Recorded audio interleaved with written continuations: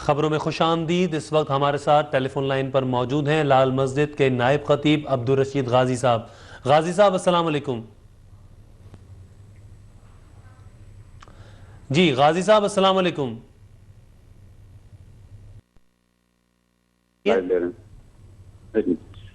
जी फरहान साहब बोल रहे हैं? जी बिल्कुल फरहान बात कर रहा हूँ। अस्सलाम वालेकुम गाजी साहब। जी वालेकुम अस्सलाम। कैसे हैं आप? खैरियत से हैं? जी बिल्कुल ठीक ठाक। गाजी साहब आप बताएं, आप कैसे हैं? क्या अभी इस वक्त आपका मौक़िफ़ है? कहा गया है कि रॉकेट आपके पास आके लगा है, आपने कहा जामे हफ्सा पे फायर हुआ है। नहीं, ये आवाज आई है अभी थोड़ी देर पहले, जी लेकिन मैं जिस पॉइंट पर हूँ मुझे उसकी तफसीलात अभी नहीं मिलेंगी। उसकी वजह यह है कि ये लोग तो एक पूरा एक सेटअप है, ट्रेन वो और उनके पास इक्विपमेंट। हम गरीब लोग हैं, हम तो डिफेंसिव उसके ऊपर इनका दिफा सिर्फ कर रहे हैं। तो मुझे अभी थोड़ी देर तक शायद पता लग जाएगा इंशाल्लाह। गाजी साहब ये बताएं कि इस वक्त अभी अगर हम ये पता करना चाहें कि जामे हफ्सा में कितने जख्मी हैं, तालिबात वगैरह, क्या कोई तादाद आपको पता है उनकी कितने? असल में इसके बारे में मालूमात जो हैं वो अंदर खवातीन को हैं, ज्यादा मालूमात जो हैं। तो लेकिन एक दो और किसी की जिम्मेदारी है, लेकिन इस वक्त वो सो रहे हैं। तो दिन को मैं इंशाल्लाह आपको बता सकूंगा, उनसे बल्कि बात करा दूंगा आपको। जी बिल्कुल, हम दिन में भी बात करेंगे। आपकी कोऑर्डिनेशन अभी नहीं ये है क्या? एक और आगे कोई रॉकेट है, यानी फायर बड़ा जबरदस्त किस्म का हुआ है अभी।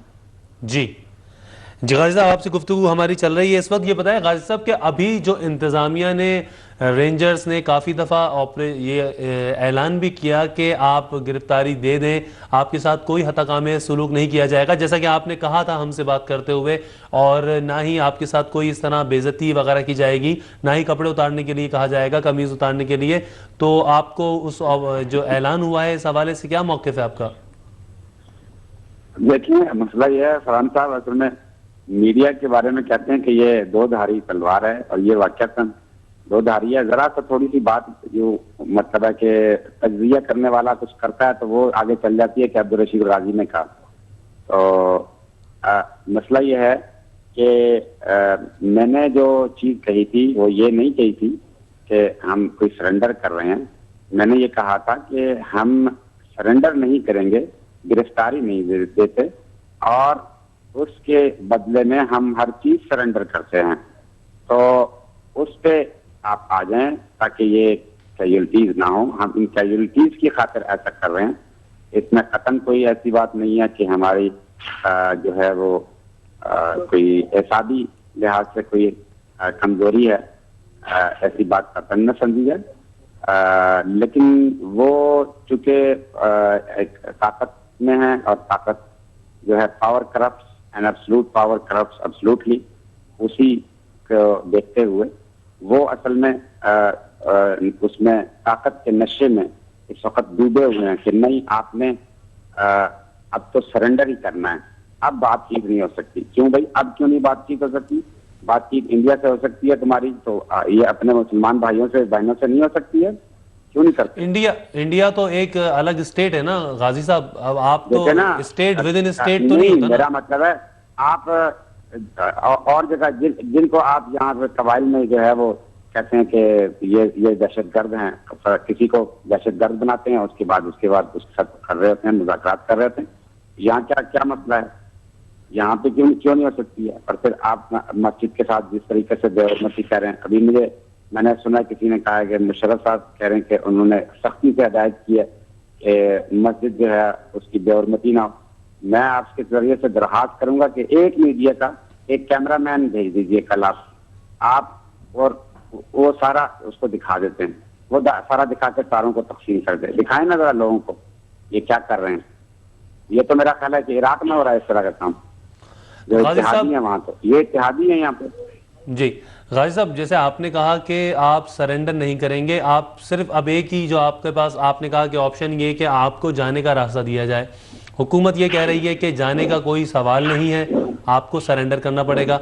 आप सरेंडर नहीं करते, कल परसों तरसों 3 दिन 4 दिन गुजर जाते हैं, फिर वहां से ताकत का इस्तेमाल होता है, तो फिर वो जो जाने ज़ाया होंगी तो कौन जिम्मेदार होगा? मैं ये कोई धमाके हुए हैं 2-3 तो मैं सुन नहीं सकता, क्या फरमाया? जी तो मैं ये वहां से कह अगर क्या हुआ?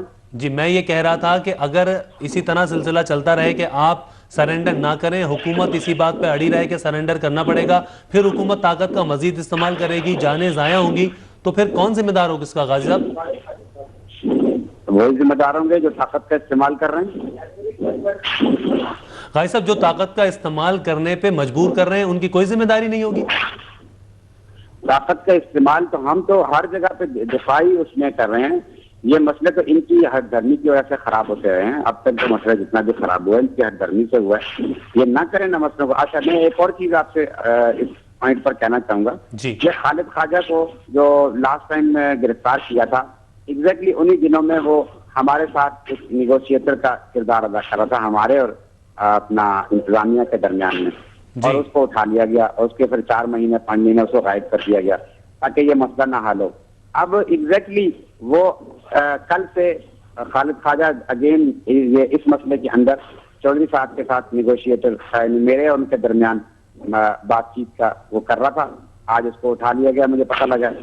इसका मतलब तो बिल्कुल सामने आ गया कि ये यहाँ जो कुछ एलिमेंट हैं, कुछ लोग हैं जो नहीं चाहते हैं कि जो है वो मसले ठीक हों, वो मसलों को किसी खास तरीके में खुद यानी खराब करना चाहते हैं और उसको खराब करके उसके अंदर उनके कोई मफादात।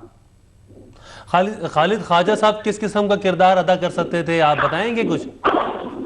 नहीं, खालिद ख्वाजा साहब अपना दरमियान में अपना मीडिएशन का किरदार अदा कर रहे थे। लास्ट टाइम भी कर रहे थे, उनको उठा लिया गया। अब भी वो कल से यही कर रहे थे और आज उनको एग्जैक्टली जो है वो बिला वजह जाके वहां से अरेस्ट कर लिया गया घर में। तो वो तो देखिए, आप गाजी साहब की कल से परसों से ये मौक़िफ़ हम सुन रहे हैं कि हुकूमत तो फरहान साहब, मैं माजरत चाहता हूँ, जहाँ से काफी ज्यादा वो हो रही है सैलरी और फायरिंग हो रही है। मैं थोड़ी देर बाद अगर आप कर सकेंगे तो मैं इंशाल्लाह। जी बिल्कुल, हम आपसे रब्ता करने की हर वक्त कोशिश करते रहेंगे। जब भी आप हमें दस्तयाब होंगे आपसे हम फिर रब्ता कर लेंगे। गाजी अब्दुल रशीद साहब हमसे बात कर रहे थे, ताहम